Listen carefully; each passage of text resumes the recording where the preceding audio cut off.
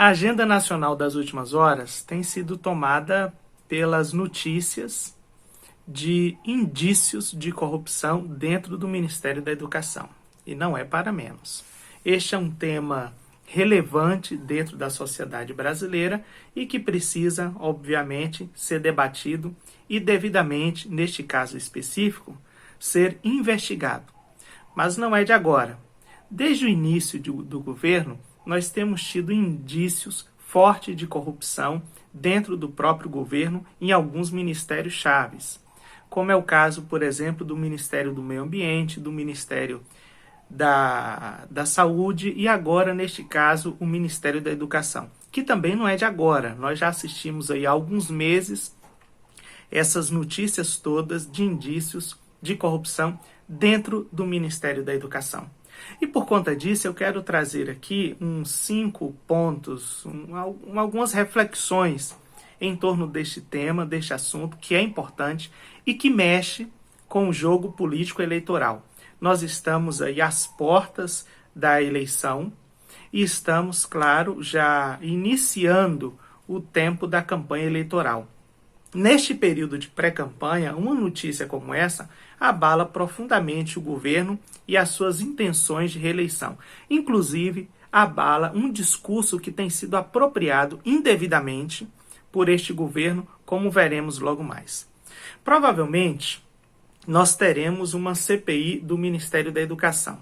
A ver, porque não basta apenas colher a quantidade necessária de assinaturas, mas precisa ver de que ponto ou de que forma essa CPI pode contribuir ou não no processo eleitoral.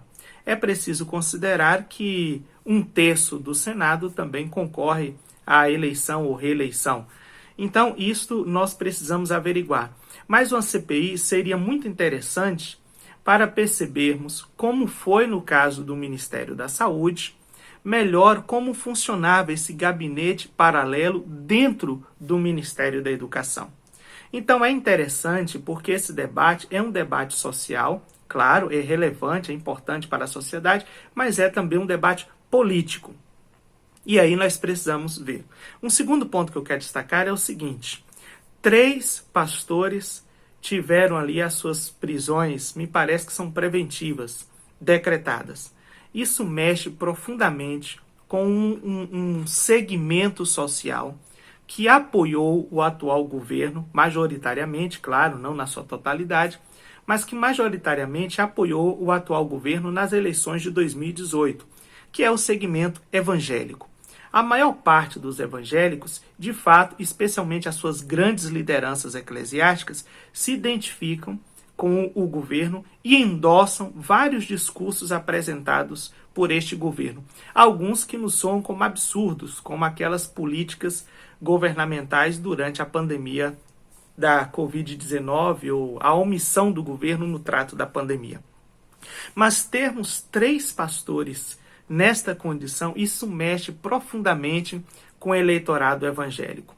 E percebe-se, pelo menos isso deveria ser percebido, que essa união acrítica e restrita ao atual governo prejudica e muito as próprias igrejas.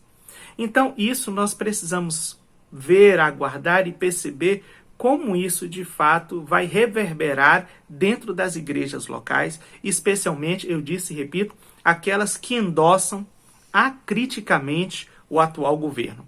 Mas 3 pastores presos. É curioso porque nós não nos referimos ao ex-ministro da Educação pelo primeiro nome ou pelo fato de ser ex-ministro, mas refere-se a ele como pastor Milton. E é nesta condição também, ele muito próximo de outro pastor, hoje no Supremo Tribunal Federal, o André Mendonça, eles fizeram parte do governo nesta aliança das igrejas evangélicas, da maior parte das igrejas evangélicas, com o atual governo. Terceiro, cai uma bandeira importantíssima no governo às vésperas da eleição, que é a bandeira anticorrupção. Mas observe, o eleitorado já tinha essa percepção. E de que forma eu comprovo isso? Em 2 situações. Primeiro, nas redes sociais, desde que surgiu o escândalo do Bolsolão do MEC, Mas veja, lá no Ministério da Saúde já passou a tomar a agenda das redes sociais a ideia de que este governo é um governo corrupto, com indícios fortes de corrupção e que, na verdade, o que existe no governo é uma investigação apurada dos indícios de corrupção. Ao contrário, há uma percepção social de que o governo interfere nas diversas instâncias para que não haja investigação. Então, isso que foi chamado de Bolsolão do MEC, e agora, como eu disse no ponto anterior, pela associação de 3 pastores, né?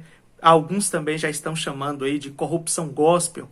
O que eu disse, repito, afeta profundamente a igreja, ainda que a maior parte dos evangélicos seja realmente honesta, assim como a maior parte dos católicos, a maior parte dos espíritas, a maior parte de pessoas de religião matriz africana.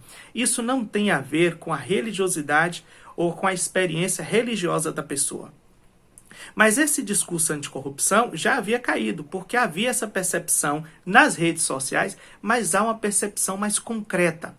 A pesquisa da XP, ela foi questionada pelo bolsonarismo, inclusive houve ali uma campanha midiática contra a divulgação da pesquisa, porque na pesquisa já se apresentava o Lula como, na percepção social, mais honesto do que o atual presidente.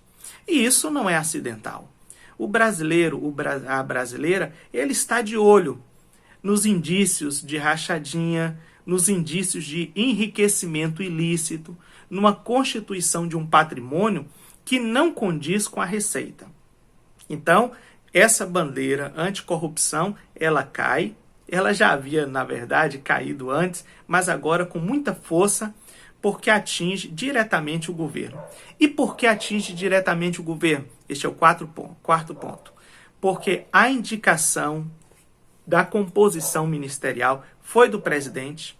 Ele mesmo disse publicamente que qualquer coisa que acontecia nos ministérios era responsabilidade dele, que ele colocava a cara no fogo pelo ministro, e mais, ele que orientou, segundo o áudio vazado do próprio ministro, o ministro da Educação a receber, acolher as demandas dos 2 pastores lobistas. Ora, não é acidental que o governo imponha 100 anos de sigilo sobre o tema das visitas destes pastores dentro do Palácio do Planalto. Então nós temos aí um outro aspecto relevante, que é o mandante. Em que momento essas investigações todas chegarão ao presidente da República?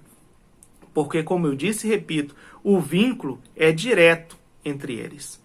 E aí nós precisamos constituir uma pressão social maior para que as investigações sigam, sim, o seu devido curso. É claro que há um parêntese aqui. Investigado não é culpado. Então nós não queremos que se repita aquilo que vimos em anos anteriores, com a operação, sobretudo com a Operação Lava Jato, mas nós queremos que o devido processo legal, o Estado democrático de direito, seja respeitado. E por causa disso, as investigações precisam seguir o seu curso. E o último ponto que eu quero destacar, e talvez um ponto que nos doa também profundamente, é que esses recursos desviados são do Fundo Nacional para o Desenvolvimento da Educação. Isso nos toca profundamente porque é um recurso para creches, para escolas, sejam escolas públicas do campo ou das grandes cidades, mas sobretudo da periferia. É um recurso desviado daqueles e daquelas que mais precisam, E neste tempo em que nós temos perdas gigantescas em várias áreas da sociedade brasileira, nós retrocedemos, a grosso modo, às décadas de 1980. E a educação, infelizmente, sofreu e tem sofrido muito neste atual governo. Fique conosco, você está no Xadrez Político, muito obrigado, curta este canal, curta o vídeo, inscreva-se neste canal e nós teremos outras oportunidades de conversar por aqui.